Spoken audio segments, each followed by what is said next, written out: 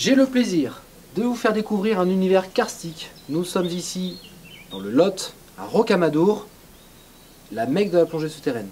Je vais vous faire visiter un petit peu un endroit unique. Je vais vous montrer le gouffre de Saint-Sauveur. Une plongée extraordinaire. Je vais vous expliquer un petit peu. Venez avec moi. Le gouffre de Cabouille et le gouffre de Saint-Sauveur sont deux résurgences. Ces deux rivières se rejoignent et créent la rivière Louis que vous voyez ici en contrebas. La région du Lot attire de nombreux plongeurs souterrains. Ils viennent découvrir, se former ou explorer. Regardez comme c'est beau. Ici nous sommes à côté de Rocamadour, dans le Lot. Cette source s'appelle Saint-Sauveur. Cette source a été explorée jusqu'à 190 mètres de profondeur, à une distance de l'entrée d'environ 800 mètres. C'est très profond, ça descend vraiment très loin. Elle est idéale pour découvrir la plongée souterraine. Pour les débutants, on s'adresse quand même à des plongeurs de niveau 2 minimum, mais elle est idéale pourquoi? Parce que ce lac-là, en fait, descend en pente douce jusqu'à une profondeur d'à peu près une dizaine de mètres, 10-11 mètres. À 11 mètres, on a le début d'une voûte.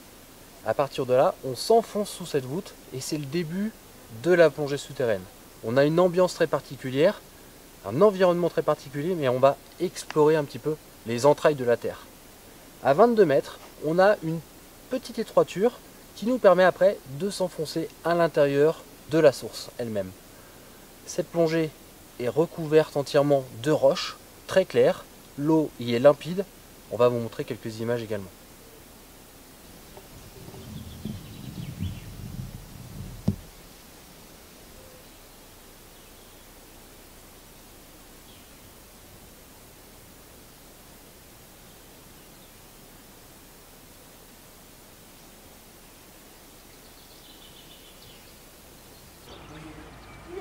Pour pratiquer la plongée souterraine, il faut impérativement du matériel bien spécifique à l'activité.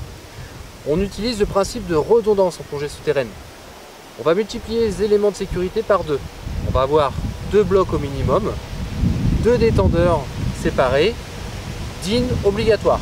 Ça c'est impératif.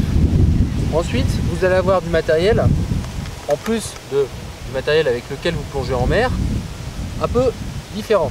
Donc, il vous faut le phare principal, grosse puissance, grosse autonomie. Et en plus, comme je vous disais, il vous faut au minimum deux lampes de secours pour pouvoir les utiliser si jamais celle-ci tombe en panne. Ensuite, on va utiliser un spool. Donc ça, on vous expliquera bien sûr en formation à quoi ça sert exactement. Avec obligatoirement un dévidoir principal qui vous servira éventuellement à rechercher un fil d'Ariane ou à tirer du fil si jamais vous étiez perdu ou si vous découvriez une nouvelle grotte. On va utiliser par la même occasion des flèches directionnelles ou ce qu'on appelle des cookies. Voilà, tous ces trucs-là, c'est vraiment spécifique à l'activité plongée souterraine. En plus de votre ordinateur, vous allez bien sûr utiliser une boussole qui va vous orienter le sens de votre galerie. Tout ça, c'est obligatoire.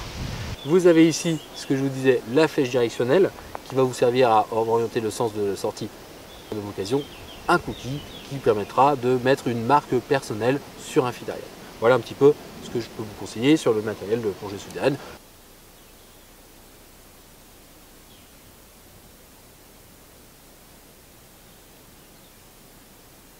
Pour pratiquer la plongée souterraine, il faut impérativement vous former. En France, différents organismes peuvent vous aider à trouver la formation adéquate. Venez nous rencontrer au salon de la plongée, venez les rencontrer pour pouvoir discuter de votre future passion. À très bientôt.